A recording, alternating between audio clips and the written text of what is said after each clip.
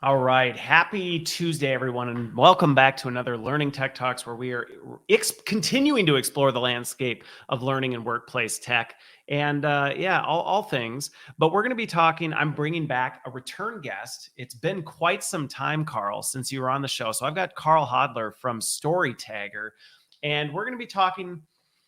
What do you think? How would you categorize it? I think I would put it under the category of user generated content, but I think the co-creation and curation component also fits into that. Is that a fair statement? It is, and I think the title that you gave this storytelling at scale is apt as well. There's so many things just kind of packed I into different know. ways of capturing kind of expertise and getting people to I share know. That's stuff. where it's always hard when it's like, well, what's the topic? And I'm like, well, it's a bit multifaceted. But like I said, it's not your first time on the show. You were here. I'm trying to think. How long has it been since you joined me the first time? It was on Father's Day. I remember that because we did a series of Yes. dad jokes at the beginning. We did do dad We jokes. did, That's right. And so yeah. it had to have been, I bet it was almost 2 years ago then. Yeah, I think it So probably was. it It probably was still in was. the yeah, still in the pandemic. It So wasn't the pandemic, but I yeah. started this show like a few months before the pandemic. Oh, So I guess basically everything was during the pandemic. So anyway, before we get into that, the background still looks familiar though. Not a whole lot of so I think our backgrounds are actually yeah, still the relatively same. similar. I might have a Still the different same. guitar. Might have a slightly different guitar behind me, but keeping it interesting. I still have Fred. He's still keeping me company. But for those who may not be familiar, where are you located? You're on the other side of the pond. yeah, in the United Kingdom, in a town called Brighton, which is on Okay. the south coast of England, just south of London, sort of London All right. seaside, and it's been a hub of learning and development for well since digital learning came about. That's where I cut my teeth on Okay. in digital, working with the learning teams down here. Yeah, it's definitely a central hub of the ed tech space. I know a lot of stuff comes out of there, and in many cases, it's starting there. Even though Americans sometimes act like everything comes out of here, it doesn't. So just to be clear, I'm on the states, and not everything innovative comes out of America. So with that, I'm in Wisconsin. You're there. Is it start or is fall starting? I don't know what the seasons are like there. I know there was like the heat wave. It was miserable for a bit. Has it cooled off now? Yeah, it's pretty. It's not as pretty as the east coast of America right now. We've got our own little mini version of Okay. fall happening now. So yeah, it's beautiful. Yeah, it's one Okay. of my favorite times of year. All right. Well, I was out snapping pictures. I'm sending out my email newsletter tomorrow, and I was out snapping pictures with my drone yesterday because it was almost 70, but the colors are just, I mean, it's really pretty. So anyway, that has nothing to do with user generated content other than I'm creating content, I Yeah, guess, that I'll be sharing. So I guess that's something. But for those who may be less familiar, and might be the first time they've heard of Storytagger or they've heard of it, but maybe not. How do you describe it to people? I know you've been in the conference circuit. What was the one you were just at? I saw a bunch of pictures on LinkedIn. it was Learning Technologies Autumn Forum. That's So that was right. yeah, Okay. Excel in London. Okay, that's right. Yeah. So learning technologies. And so I have no doubt you encountered a lot of folks there. And when they ask, what is Storytagger? How do you describe it? Well, I sometimes describe it with a bit of a story as how we got here because I think it really solidifies All what right. we're trying to do with the Let's take platform. a But trip down memory we lane, Carl. we used to spend a lot of time with the video crew going around filming people in the workplace, and it was around kind of culture programs or knowledge Okay. sharing, supporting people, yeah, just sharing tips or leadership experiences. And I was always really blown away by the kind of level and detail that people would share stories. I mean, often people just wouldn't want to do it, say, hey, can you share me a story about how you support customers? And people would, typically say, hey, no, don't talk to me, talk to Bob. He's really funny. He'll be good at this. Like, no, I'd really like to speak to you about how you support customers. Okay. And there was one lady actually in a retail store, and I had exactly that same conversation with her. And she ended up telling me an incredible story about how she supported a really difficult customer. And the way she told that story really reflected something that was happening at head office in how they were changing their customer experience model. But she took what was like, probably 50, 100 pages of a PDF strategy document into a Yeah, one of those 90 Frankendex. yeah, into a 90-second video that was just full of passion and humanity and soul, and it just captured it. And everybody who watched it was just like, "Oh my God, that's incredible! I completely get what this is all about now." And it made me think, how many of these stories just get lost every day because we haven't got the capacity to get those stories from people or help them share them, or there isn't a deliberate workflow or practice around supporting storytelling in a digital format around the workplace. Things just expect it to happen organically over the water cooler. And so Storytagger is a very simple platform that learning teams, people teams, talent teams can use to put scaffolding around the storytelling process so they can be more deliberate and more strategic about pulling those incredible stories, the knowledge experience out of those physical silos, putting them into the digital space so they can, like you mentioned, Christopher, share stories at scale across the business and see small impacts happening in a physical area being scaled out and being transformational across much larger businesses globally, wherever people are doing similar roles, and they can benefit from the experience, knowledge, and passion of people doing that role in a completely different location. Well, and what I like about the way you frame it up, because again, I use your app. The folks who follow my LinkedIn stuff every Friday, I do a quick snapshot summary of kind of what these conversations are on, and I use Storytagger for that reason. But I think one of the things you brought up with it, and I hear this conversation happen a lot in organizations. Sometimes it stems around the topic of knowledge management. And this is usually where I see it start. There's all this great information in people's heads, and we need to put it somewhere. We need to capture it out. And where I think sometimes I've seen this miss, not only, and I think a lot of times where I see it go down the IT rabbit hole is, well, then we start talking about infrastructure and where does it go and how does it all fit? But it's very mechanical. And I think a lot of times that's misses the forest through the trees, is it's the mechanics of all this raw data instead of the stories, like you said. And so yeah, we work and we put everything in PDFs and we make Frankendex and we store them in better locations where people can find them and all that. And it not to say it's not adding value, but it misses the story behind that. It's like, okay, here's this 80-page PowerPoint, but I don't really understand what this all has to do with anything because it's just too much to understand. And I think that knowledge management piece, a lot of that can be encapsulated in the example that 90-second story from somebody who took what that 80 PowerPoint deck was and did something with it, and they share the story about it. Absolutely. And putting that human side into it. So the emotion, I used to hate this job because people were so difficult and challenging to deal with. My manager transformed how I thought about it by rebranding it to, they call it the yes desk. And she took that as her own and decided how she was going to embrace. And it was just, it was amazing. And that sort of thing happens all the time. And since we talked last couple of years ago, a lot of things have been changing, and one of the things that I found really interesting is around trust. So there's an organization in the UK called Edelman, and every year they release something called the Trust Index, and it's super interesting to see where trust moves, from kind of politics to leadership and all over the place. And this year they did a supplement called the Trust in the Workplace, and trust in our co-workers and line managers has just shot up.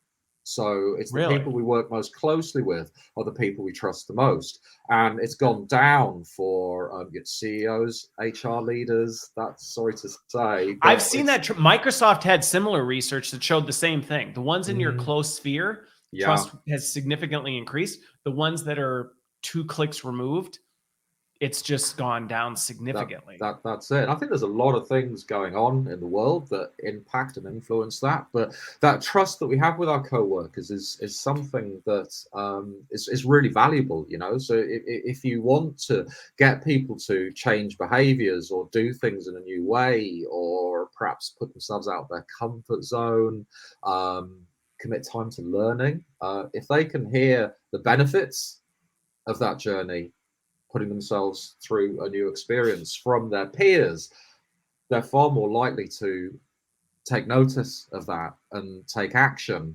rather than being told to do it from above. And this it's been something that's been, you know, progressing for a number of years, but I think everything that's happened over the last few years has really accelerated that cultural side of trust within organizations. And we need to shift how we communicate with people within organizations to accommodate the change within trust. So let me ask you this. I normally don't start here, but I think it actually may help kind of solidify where we're going with it. Because what I would say is, when I have conversations like this, or when people hear conversations like this, that I see a lot of head nodding and agreement. You know, that yes, I agree. We need more stories. We need people to share more information, context. It helps, you know, solidify the change, things like that. And there's this gap between, I get, we should, just like at the end of December, everybody says, I should start working out this year, you know, type of a thing. And then we get to January and it doesn't necessarily make the jump. I've got a point of view on this, but as you have worked with organizations, or as you've had more conversations, what do you see being some of those sticking factors that prevent people from going from, I know we should do more of this, but we don't? What ends up being some of the things that you see most commonly trips people up, where they just don't end up making the jump? So I think there's perceptions over what creating content with employees is actually about. I mean, obviously we're used to seeing user-generated content coming from social spaces, you know, so we look at TikTok, we look at Insta, Facebook, YouTube, even YouTube, all these things. We make a lot of assumptions about what that is like. You know, we may have never created it ourselves. We make assumptions about what that experience is like and how that will land within our organization based on the culture, around how people live values, all that sort of stuff wrapped in. And it can be a bit scary for people to feel that they're going to be losing control over how they are distributing content and not having that. It's a different role that you play in it. The role of curator is growing within learning and development, but I think the curator role that has emerged first is the curator role of going out and finding resources, pulling those into a central space and making it really easy for people to find stuff that they need when they need it. The curation role, where it comes to co-creation with employees, that's newer. It's got more scope to it as far as helping people create the content that you need to distribute, and also motivating and encouraging them to participate in the creation of learning content for your organization as well. And that's probably the other thing that can scare people, is the idea of, they think, well, how would I feel as if I was asked to step onto this much bigger stage, and I just assume everyone else is going to feel like that and they'll just never do it. And so that can be a sticking point if teams aren't necessarily at the right point in their journey on this, to start looking into, well, how do I do that? How does that work in other places? Because it never used to work in the social space. You know, some of the first social campaigns were just absolute car crashes. You know, nobody engaged. It hasn't been like this forever. It used to that's the thing. I think we sometimes forget the journey we've been on, and there's this assumption that, the way TikTok and Insta and these social platforms, that's how it's always been. And it's like, I mean, I remember the days of Facebook where it's like, Christopher is, and it was like these lame statements that you would make. There were these awkward, weird, I am sitting at my desk working on homework. It just had things like that. It wasn't like it is now with this authentic, genuine content that we just now take for granted and go, well, that's just how it is. And I think organizations are much more on the infancy. I also really like that you split the difference of the curation roles, because that is a skill capability difference in an L&D function. You know, again, even making the journey from, like you said, I would say curator 1.0, which is scour for resources, go through, find the best of the best, pull them together in a meaningful way. Still super valuable, but that's a different skill. That's a 1.0. What you're talking about is 2.0, which is actually co-authoring, co-creating, creating structure, infrastructure, scaffolding, and then working with these partners to actually generate content. That is a different skill capability within an organization that takes some effort. Well, it sounds like it does. And if I was a consultant, I've got yeah, absolutely, Christopher. That is definitely need to pay me several $1,000s an hour to help you with that. I don't mean it in the sense. I don't mean it in the sense like it's this impossible task. You need to hire a Big Four firm to help you do it. But I'm saying, like, from a mindset effort, it's a different way of working. It is a different way of working. But do you know what? I find the designers that we support absolutely have all the skills to be able to do it. It's just a tweak in how they think about it. And you know what? Some of the skills that designers gain from that curation mindset, that co-creation mindset, they're pretty helpful in a bunch of other challenges that learning teams have to, get over as well. So that whole nurturing people to find time to learn, sharing the value, the value piece is probably the biggest part of that jigsaw, and baking in the act of co-creation into workflows and processes.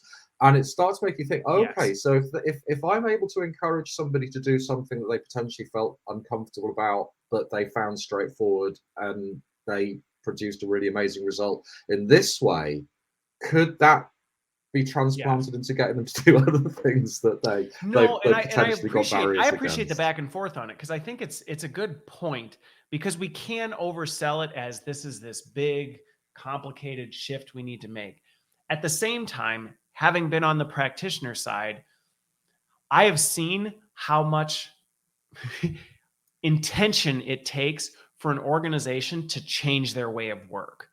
And I think that's one of the things that for learning practitioners, you have to be willing to let go. And I've seen people death grip onto a way of working that's like, come on, like, let it go. Like, why are we holding so tightly to this? Is the same thing. It's just a different flavor. And people will just go, I don't know about this. And it really takes a no, we're doing it.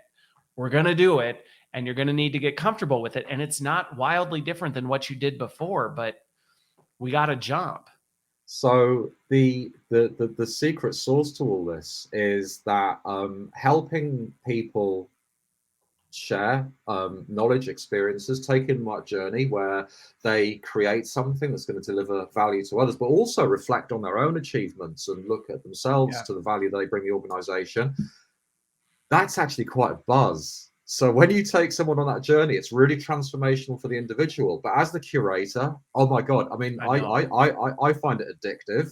Just seeing those journeys that people go on, and then the incredible ideas and value that they bring, it actually becomes quite compelling once you get started. And I think once you unlock that and you start seeing the incredible value that your people can bring to learning and development within your organization, it's very difficult to go back, and then you start finding lots of different ways to sort of bring that value into I 100% agree with you on that. It's like once you've gone across the bridge, you don't go, maybe I want to go back to. I've never seen when you make this, but it's a lesson of the counterintuitive, I think, in that it's this sense of you're losing something, and it's actually quite the opposite. Once you actually do it, you go, I've actually gained so much more.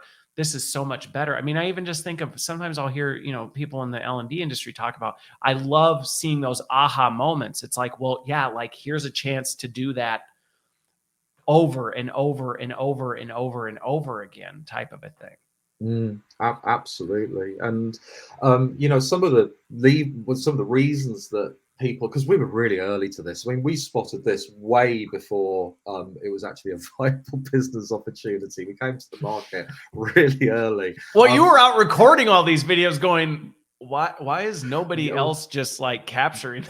Yeah, and it was just, there was it was just seeing the incredible stories and knowing that there were so many out there getting lost, and how this couldn't be democratized. You know, Yeah. when you give people the opportunity to shine who've never had that opportunity before, as I say, it's transformational for them, but it's incredibly transformational for the curator, giving people that opportunity and seeing that. But I've forgotten where I was going now. But things that have changed in the business are, you know, I mean, learning teams have been stripped back. There's less people having to produce more. So the idea of creating the resource production, and Fosway reported on this earlier in the year, and they're saying that 50% or over 50% of L&D teams are looking at user-generated content as a way to support resource production. And we've just partnered with not only for a resource standpoint, but also from a speed standpoint. Absolutely. Because the reality, the ability for budget. us to move as quickly and keep up with the pace at which things are changing, you almost have to tap into your workforce, because it's like by the time we could run it through our traditional process, it's expired before it's produced. Yeah, absolutely. So being agile and lean about being able to deliver resources to the business is super important. And the only user-generated content was invented for that. So all the big media companies were struggling to keep up with the demand of content from, you know, this is like pre-Web 2.0. And they were like, well, how can we produce enough content that's going to keep eyeballs on our websites? And it's like, well, it's crowdsource it. It's the only way to get to be able to keep up with it. So, I mean, obviously, it's gone through quite a journey over the last 20 years. But today, for learning teams, if you have workflows in place where you can very quickly go out to subject experts, get them to produce content that within an hour you're loading into your LMS, or you're throwing into you know, your authoring tools and being able to release it, that's incredible. Where it used to take a long time. Then you're being more responsive to the business. And you know, if Sarah, who recorded that, leaves a few weeks later, then you've got the model you've captured to someone else. You captured it. Well, you've captured it, but it's easy to get the next person to be able to share that as well, rather than having to go through a really protracted production process. I like that you bring up the workflow piece, and I don't think that piece can be undersold, in the sense that, I mean, there's a lot of times where I've been in these conversations over the years that there's this faulty assumption that because everybody has one of these, it's super easy to capture and curate content from people. And I feel like that's a huge misnomer, that just because people have the tools, minus a real workflow or easy way to do it, it's not going to have, you know, I mean, we have a lot of productivity apps. It's, oh, well, you have Outlook and you have a camera. So can't everybody just record a video and then throw it on OneDrive? And we every LXP supports user-generated content, right? You know, I know. And they do that by giving people a record button. So you've got a record button. So you have the digital capability to capture moving pictures and sound. Brilliant. But when you press that button, it's like giving someone a blank sheet of paper and saying, right, you know. Well, I mean, going back to the example, and actually Boss's question is comment is a really good point with this. And I think this is talking to this workflow piece of, well, yeah, throwing a record button in a tool and allowing people to record something is one thing. But to this point that Boss brings up of people recognizing that they have something interesting to share and giving them the confidence to be able to share it and reducing the friction to getting that accomplished, that is far more complex than throwing a record button on your LMS and going, yeah, there, people can record stories now. Just tell them to go into the app and hit record. Like you said, if you just go up to somebody and say, tell me a story, I mean, honestly, people are going to these conferences. You want the biggest showstopper or conversation grenade? Just walk up to somebody and go, "Tell me about yourself." Yeah, it's super. I mean, people they don't even know what to say to things like that. Like, I mean, I have watched people just go deer in headlights when they're just presented with something as simple as "tell me about yourself." So similar to this, well, tell me a story about how you've improved your team culture. I don't know off the top of my head. Yeah, and Bass is completely on the money.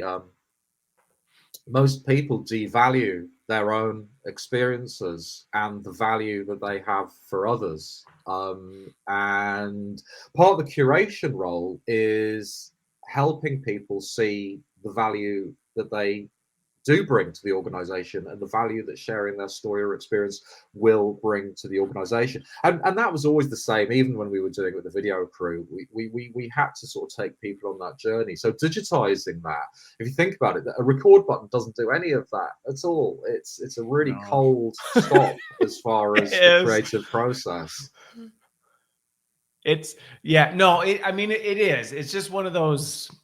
And I think I'm curious your experience as you've done this with more organizations, but I think because everybody has a phone, most people have probably taken a selfie of some Mm. sort, type of a thing. There's an assumption that people are comfortable recording themselves on There's video, there's and there's that's more of an assumption, and I think there people is. potentially are, because culturally over the last 3 years, I think these whether last couple it's of years have helped. it's made a really big difference. So people are more used to it. So it's not so much a fear of recording themselves. And I actually always think the fear of recording yourself or not liking your voice or needing a haircut is more down to the personal fear of saying something stupid or wrong or Yeah. being judged.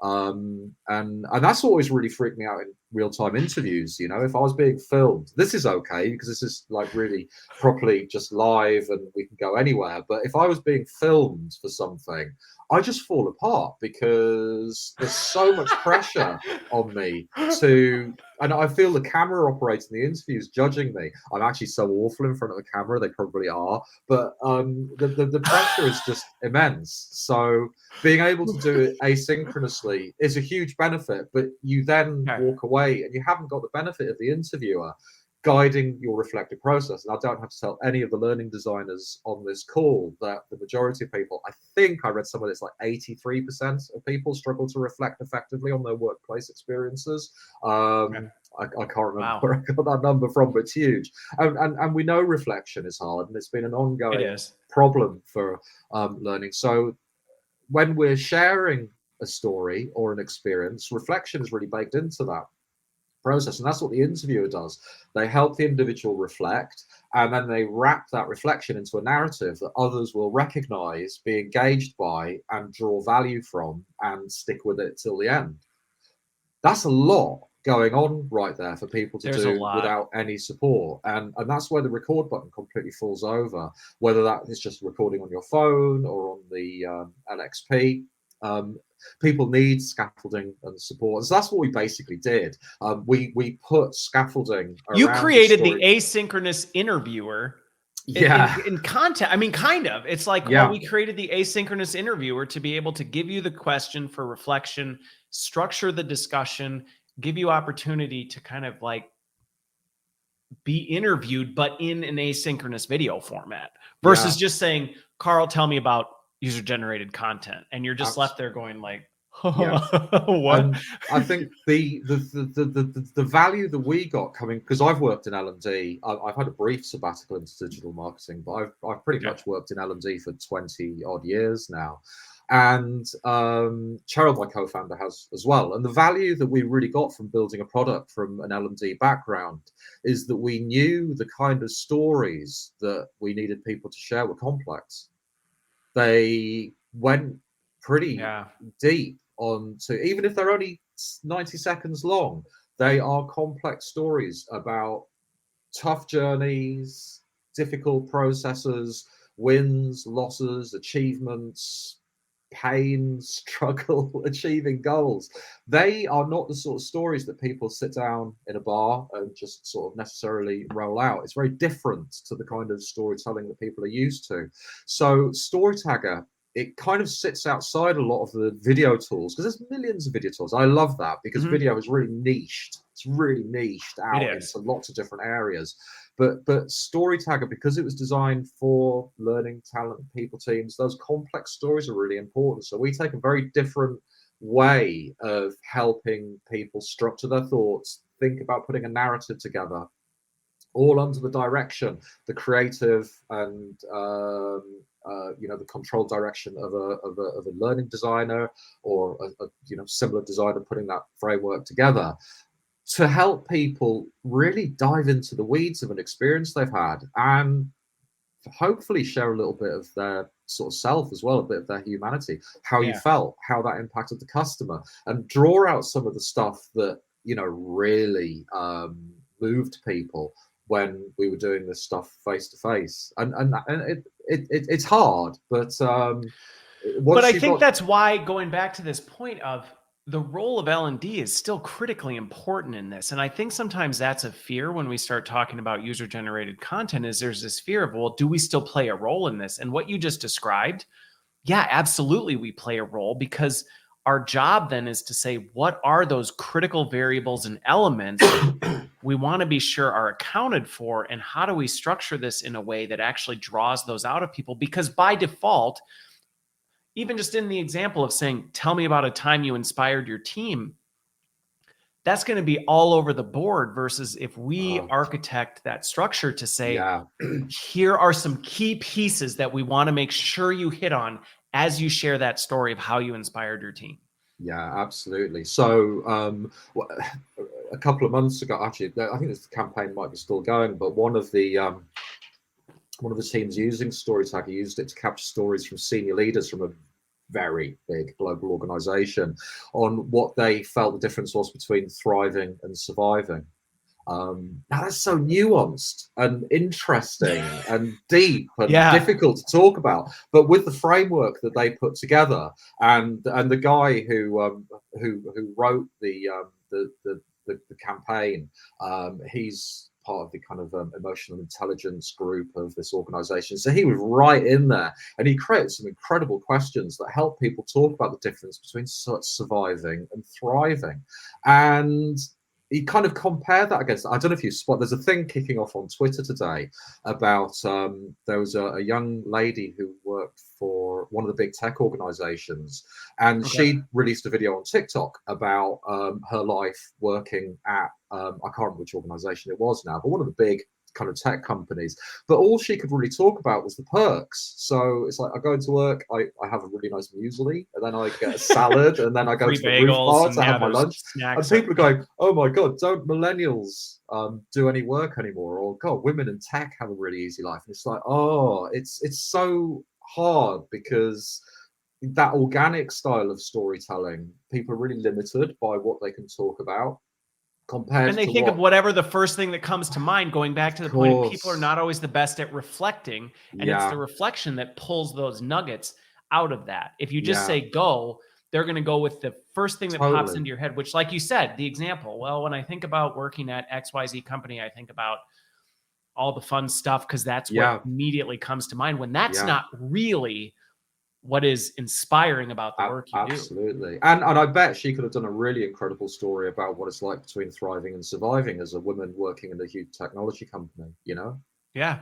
Given the structure, and that would have blown people's minds, and there wouldn't have been, half of it wouldn't have caused such a debate about modern work. But so, well, and I go for it. Finish your thought. Well, I was going to say, and that's the real difference by putting, like, thinking of it as co-creation rather than organic creation. So the designer puts a structure, a framework around it that provides that sense of comfort that we were talking about earlier, makes people feel confident that their story does attach to the kind of story that the curator is looking to share, but also it just makes it really quick and easy for them. So, you know, my goal for user generated content, I learned this really early on when I started doing this stuff years ago, was that you've got to make it 10 times easier than the person making it expected, and to help them create something 10 times better than they ever thought they could.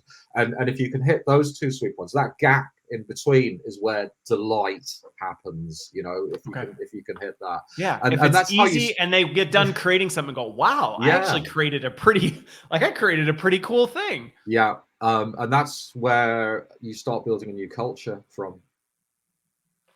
Okay. Well, and I like the way, I mean, boss, I always love your comments on this stuff because it kind of is. It's like it's ID for video content. And what I like about the way you framed it, and I think this might be a good takeaway for folks when you think about this, because I do think words matter, and even user generated content can sound, regardless of who you are, it can frame things the wrong way. Like if you're a end user, that can sound onerous to be like, oh my gosh, you're putting it on me to do everything. Or if you're an ID or a learning professional, you're like, well, we're just giving up everything. Where when you say co-created content, that's different because that Mm, really embodies the fact that no, this is a co-production. You're not on your own as the user to generate this. We're not just saying go do it. We're there to support you. And for the learning professional, it helps you go, no, we're also not just giving you the keys to the castle. We still play a critical role in that. And so I actually really like that term of co-created content versus user generated content, because I think true just user generated content might work fine for TikTok, things like that. But for corporate learning and development, I think it's a little bit more of a scatter shot that you're actually going to get something of any value if you truly do here, just users make something and make it good. absolutely. And, you know, everyone's busy. People don't have time to sort of sit around writing kind of blog articles and stuff. I mean, that's not even happening now. It's a real struggle to get people kind of creating traditional content for to support learning. So it has to be really nimble and lean and agile and quick, and it also has to be attached to purpose as well. So this Yeah. stuff can't just feel like, you know, a flight of fancy for the learning team. It's like, oh, let's get people talking about the impact that has had, and that'll be really great for the culture. It's people will see through that, and they'll think, Yeah. well, I'm really busy. Why should I put myself out to do that? But if it's really baked into so, say if you're asking people to share a day in the life story or share tips for onboarding, it'd be like, so you know how we're really struggling with people dropping out of the onboarding process kind of really early on because, you know, they just don't really feel they've got a place here, and that's putting a load more pressure on your team to kind of fulfill stuff because you're having to take on extra roles and you're not getting weekends. They go, yeah, I'm really hating that. So if what we're going to try and do is we're going to try and get some stories from you guys talking about the culture that you've created and how you kind of live some of the values that we've got. So when they're, you know, coming in, they're feeling like part of the team, and some of this really complicated language that you guys use. So maybe, I mean, I was speaking to a team from a pharma company, and they were having this exact problem, and like the team they'd had there who'd been working there for years, they were just like talking in a different language to people who are being Yeah. recruited, and people were landing, maybe they'd been pulled in from different industries and they hadn't worked in pharma before. They had all the skills and they were Well, I landing in remember this the first environment. I joined pharma, and I remember my first week was like, what did I just sign up for? Yeah. Did you? I mean, you probably felt you'd landed on a different planet. It was. It was like I don't even know where I am right now. Yeah, and it's going to feel like that. So onboarding is a really common use case where you try and make people feel part of the Capture some family, stories. giving them tips, giving them advice, getting connections from leaders across the business so they feel welcomed, and overcoming some of those hurdles and barriers. Let's face it, God, if you've been on TikTok just watching people eating all day, then you're going to land in the workplace, and it's going to be a bit of a shock to the Yeah. system. So helping people feel part of your family as quickly as possible in that onboarding experience. That's a really great use case for this sort of style of content. And, you So know, I'm if you going to just went, pause. I want to pause you before we go into too many use cases, because I do want to actually, we've talked a lot at a high level of what we're talking about. I think it's relevant to show what we mean in terms of this and then get into some of these use cases. okay, Because to me, once you actually, I mean, I'm familiar with it because I use it. But I think for folks who may not be understanding what we mean in terms of this co-created, co-authored experience and workflow, this is really helpful because to me, once you see how it works, you can start to go, oh, okay, so this is how we might actually be able to capture some of these stories and then use them. Yeah, absolutely, and thank you, Christopher, because I'm absolutely terrible at actually showing the platform. I did a session at Learning Technologies last week, and loads of people came out to the stand afterwards and said it was really cool. He didn't mention Storytagger once. I'm just like the worst salesperson ever. So the way story, and we've gone over, put out a structure around reflective practice around storytelling, but making it so people don't really feel they're doing that. It's kind of like stealth reflection. Now, what you can see on the left here, this is where learning designers work. This is the design tool. So we're in a campaign here. And the way that you help somebody put together a story is you break it down into parts. Now, this story's got 2 parts. You could have 3, 4, 1, depending on how complex the story is you want someone to share. Parts are a bit this is the ID architecture, because I know I've created campaigns for myself. This is how I structure my stories. Is I'm like, well, what is the general flow in which I want my story to go? These are the major segments of that are in digestible chunks. So you're not trying to be like, oh, geez, this is 100%. too much information. Yeah. We're keeping the cognitive load as low as possible for the creator, making it feel really easy for them. And so it's broken down into parts, which are a bit like, like you say, it's kind of chapters in a book or scenes in a movie, bite-sized parts of narrative that all come together to make a bigger story. And you create the titles for these. That's your narrative arc. Then you can set time limits on people for people here. So every learning designer I speak to always kind of grins when I mention the subject expert who sends them a video and it's like 60 minutes long and just sort of like packed full of everything in their head. It's the Franken video. They decided to jam everything that they may want to say about it in there. And I think the time limits help to go, you gotta get it down to a tweet. Yeah. So there's kind of like 2 scenarios or 3 scenarios you often get if you're just doing this in an unstructured way. You get the Franken video, like we just mentioned. You get people who maybe send you a video that goes, yes. And he's like, what the heck? It's sort of like, well, and it's, I've heard designers tell me it's heartbreaking when they get something like that through, because they go, oh, you published my video yet? And they're like, we can't publish the video. Yeah, we cannot put this out there. We cannot put this out there. And it's really, it's tragic, Which is unfortunate, because that kind of stuff kills the energy for the end users, because they're like, well, wait a minute. I poured my life into... Not my life. I poured my heart into this hour-long video. Probably felt like it's hard to be like, but it was. It was terrible. Nobody's gonna watch it. And then the third most common one is just do nothing. So they, dog ate my phone. It's just too much of a struggle for them. They couldn't overcome it. So to avoid the Franken video, you can put time limits on here, and this just keeps the content that comes back really tight, because your viewers are not going to have all the time in the world to watch this stuff either. So you need to make sure these are resources. They're bite-sized. They're telling something very specific. They're helping people change their mind on how they think about something, perhaps opening themselves up to doing something differently, taking on a skill, learning some different ways of doing things. The thing with it, what's funny is we talked about the fact, and we'll keep going on this, but I want to kind of like jump in and out of here, because I think some of the things we've talked about, and this is why I like seeing it, so that as we do it, we can talk about it. But that intentional time and question piece, we talked about how hard it is to get people to reflect on things. And first of all, one, which we're not even showing how you do it yet, but like as a user, you put your notes in there, which is a forced point of reflection, which I like, because it's like, okay, what is your story in a sentence? Okay, great. You have to reflect on that and kind of go, all right, if I were to put my story in a sentence, how would I do that?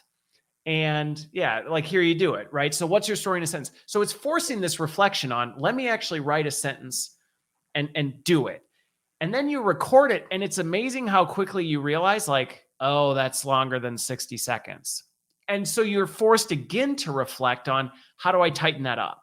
Or that's not quite the way. And it's almost this repeated cycle of reflection that helps you tighten up. Yeah.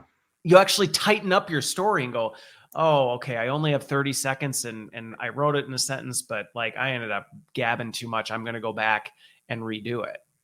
And so the other thing that happens under the radar is by doing this, you're helping people develop better communication skills. You're helping them Yeah. become better at doing an elevator pitch, really focusing on the value of what they want to share to help somebody, maybe win someone else's hearts and minds. You're helping them become better storytellers. So there's a bunch of really good stuff that's just packed into the being asked and going through the process of doing that. Now, some of that could be in your engagement comms, so you could be saying, well, one of the things you'll get out of this, it will help you to become a better storyteller, a better communicator. And that is one of the threads that the skills piece might be one of the ways that you nurture people into the idea, or nudge people rather into the idea of doing this stuff. So yeah, it's the actual practice itself is super valuable. And on this piece, on the content, I'm going to bring up this question from, and if I don't say this right, my apologies, but Abdul Rahman, his question around, like, as you're doing this, off the top of your head, because I have to imagine you've seen lots of people create stories. You've done a lot of things. Are there any quick tips or tricks on designing this? Because we're talking about the design side of, okay, so if you're architecting this, because we can be responsible for creating the Franken video, because we go, oh, it'd be great if they said this, and then they also said this, and then we also have the, and pretty soon we've created our own monster. So are there any tricks or tips that you have on how do you actually keep this digestible? And are there any best practices that you've seen rise to the top? So something that can happen is people overthinking it. So we support, we provide a lot of support for those early campaigns to get designers upskilled and understanding how to put these stories together. Now, we've got loads of resources, knowledge base, and we've got a template library here, which has got tons of topics in it. And what often happens is designers can put together a really simple framework. And, it's a mix of sentence starters, open-ended questions. It's very similar to the way you would have run a traditional interview. And then I don't know what happens. They kind of look at it and think that's too simple, and then go in and make it really complicated. And then they actually add more to it, and you go, no, strip it back. So it really is about keeping it simple. We learned some really important lessons from teams working with teenagers, students going through higher education. And they found the more they kind of stripped stuff back and sort of giving a structure, was better for that audience. Now, we find people in the workplace can cope with a bit more complexity, but it's not so much about giving people like loads of options, but just making those options really thoughtful, and maybe different ways of helping people say similar things. Or even, when you think about the kind of questions here, what does a typical day look like? Describe the most challenging part of your job. What do you wish you knew when you first started? There's absolute gold contained in just some of these really simple questions. And so when you actually go into the design. So maybe if I were to summarize some of this, two of the things that rose out of what you just said there, which I guess is my job as the interviewer, is to try and pull some of that stuff out to answer the question. I think one of the ones that you said is, and I agree with this, sometimes we see things that are simple and we almost have this reaction like, that's too simple. Yeah. We need to do more. Instead of going, simplicity is magnificent. Like, enjoy the simplicity that is in there. So if it seems like, well, that question just almost seems too basic, aren't we just asking them to share, this thing?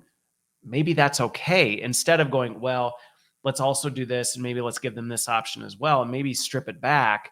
And I think that was one that, from my end stood out in that. And, I like the suggestion of you do have some examples of templates that are in there that can help. And I think the other one I was going to say is thinking about these really critical questions. Like, what is the question? Being intentional about the question, not just being like, here, just throw a question, but actually going, what are we hoping to get out of this question, so that the questions that you're putting in as options actually get the result you're looking for. Yeah, absolutely. And I think part of the design process is going from simple to complex and then returning back again to simplicity. It's a really common loop that all designers in different practices make. But so, question from Boss on this in there. Have you seen people? So obviously there's the kind of nudge in terms of like, here's the question to answer. Do you ever find people putting in there, or I don't know, I guess I've never tried it because I'm doing it myself, so I don't do it, but like actually like tips for people on body language or things like that? Now granted, I know in the recording piece it's very good at even telling you like where to keep your eyes and making sure it doesn't even start recording till you're in the right position. Yeah, there we go. So that you don't have this, well, your face is halfway off the camera type of a thing. yeah, absolutely. We try to keep the instructions as light as possible through it, because people have got enough to think about when they're reflecting and sharing a story. So the user interface and the flow that people go through is really simple. The Storytagger, we call it a story first platform, so everything comes back to the story. So would helping somebody with their body language improve their story? And we'd ask that question, and if it did, then we'd build something into the platform that would support helping people think about beyond where their face goes to improve their story. But basically our North Star is helping people share complex personal human work stories in a format that is going to just drive incredible value to the people who watch them, and making that process as fun, beneficial, kind of helpful to people as possible when they're doing it. And as you can see, the process is super simple. I mean, one of the things that people often tell me is, oh my god, that's so quick for people to do. It's quicker than writing it in an email. And that's the beauty of video, when you've got and you're putting it, going back to learning in the flow of work, okay, the trend word of 2022, but it is inline support with that. So one of the things, and you may not have seen it if you're watching this, but your question, David, in terms of, I agree. And one of the things, and I think this is where helping democratize content creation actually is really helpful, because a lot of people see these YouTube, TikTok videos and they're like, oh, wow, that was so quick. And you're like, well, actually, there's a ton of, they've got a whole content production team. Some of these influencers have an entire production team around them creating this content. But to your point about things like lighting, audio, things like that, even in that capture mode, not only is it capturing, like, is your head positioned in the right place for that, but it's giving you feedback on, like, and I've had it before where it's like, it's too noisy in the background. You may want to wait to record this. Your lighting is too bright. You're oversaturated. So it actually is giving you that dynamic feedback as you're capturing things. So if you are a user, you actually are like, oh, which again, I think is a good learning opportunity for people as they're creating content, going like, oh, I guess I didn't think about the fact that the sun is, right behind me and it's completely blurring out everything. Or there's a train blasting by and the audio in the background is so loud you can't hear what I'm saying. But you've built a lot of that inline support to help with some of these things that David brings up. Yeah, absolutely. And can you guess why we did that? Because if you didn't, people wouldn't do it. That's absolutely true. People wouldn't do it. And without the other thing is, we know that one of the big production kind of snarl ups with video is in post. So you get the video through and then you have to edit it. That just kills agility, and it's fun. I mean, everybody kind of enjoys editing video because you get a nice result out of the end of it. I don't know about that. Goodness, it takes a lot of time, and it does. It actually takes quite a lot of skill, and it does end up interview videos like this are really frustrating to edit properly. That's why we used to go with two cameras, so you could do jump cuts from different angles and you wouldn't notice it. But so we put all of this stuff in here, and the structure and the self-editing. So when the MP4 file lands back up on the platform, it doesn't need editing. So it can just go straight out.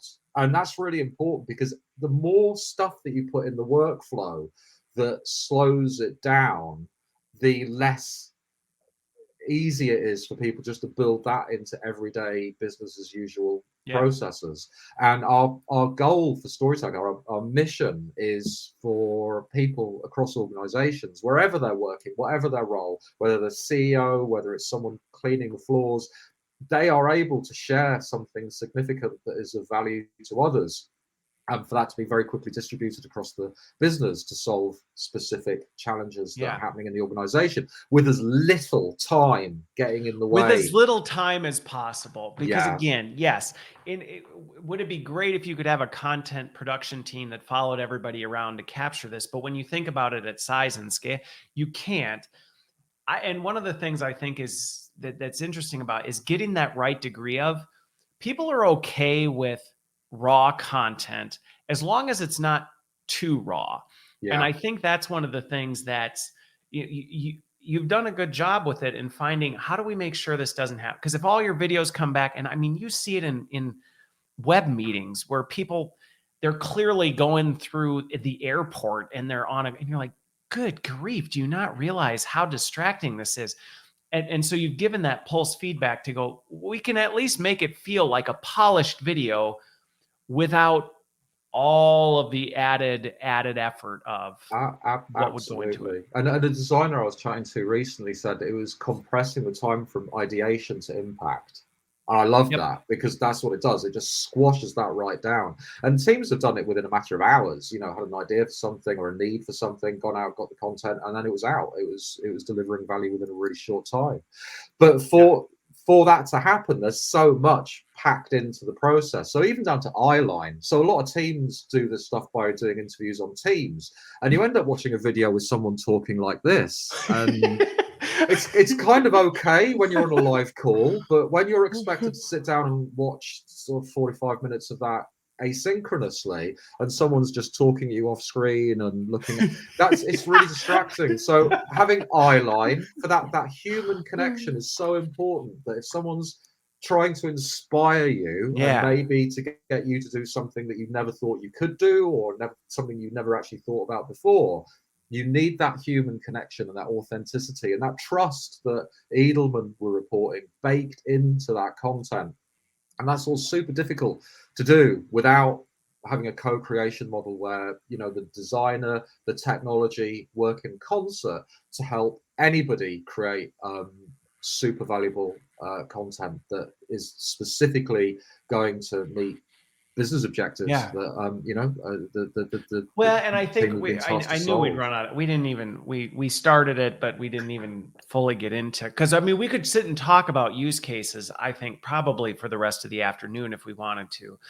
But I think even what we're talking about there in terms of there's definitely value on this learning side, but even in terms of helping build trust in the organization and things like that. We were talking about it before we went live, because when I create my little selfie videos for the summary of the week, I do it from these different locations, because most people just see me here. They're familiar with the map and Fred and this and that. And so it's from different parts of my house or my playground or my yard or things like that. And that does give a level of humanity to who that person who's talking to you is. And that kind of stuff really does makes a difference. It makes people feel like this is somebody talking to me, actually sharing something with me on a personal level. Yeah, we remember emotions. We do. Yeah, we do. Stories. I don't. You probably know Nick Shackleton Jones, but he talks a lot about the connection between emotions and memory, and that our memory is nothing more than our emotions reconstructing what it felt, and that's, when you take that into consideration, it changes a lot of things. Yeah, absolutely. And you know, when I first started kind of capturing these stories, like over a decade ago, it used to cost thousands and thousands of pounds and hundreds of man hours, and it was never really that great because we couldn't really get out to people. And now, you know, I'm really proud that we've made something that can and is going out, and it's reaching really kind of hard to capture or hard to reach parts of businesses and helping people share really important stories that are really changing people's lives and their work experiences and making them think about things in different ways. It's yeah, I'm really it's the platform that I dreamt of being able to create when I was sort of drinking terrible coffee and sort of training rooms in department stores. Well, I'm glad we had you back, and this was a really great conversation. Hopefully, for those of you who are watching and listening, this has just helped you think differently. I really like the category of co-created content, co-authored content versus user generated. I think that's a great way to think about it, and I think it's just great to have seen the product mature. Even just now, the desktop and mobile flexibility for people. There's been a lot that has happened since we had our first conversation. So thanks for coming back and joining me and having this conversation. My pleasure. And once again, I proved I'm terrible at sharing the platform and talking about Storytagger. So if anybody does want to actually properly see the platform, jump onto the website storytagger.com and you can book a demo with me there. And always really happy to chat to people and talk through some use cases, which is another thing that we didn't quite get a chance to do. We didn't. I knew, yeah. Well, that's the way there's it a few goes. on the website. And there's some case studies and stuff on there. So yeah. Okay, perfect. The website. Well, thanks everybody for watching. Thanks for listening or watching, whatever you were doing, however you're consuming it. And we will be back next week. Thanks, Carl, for your time. And I hope everyone has a great week.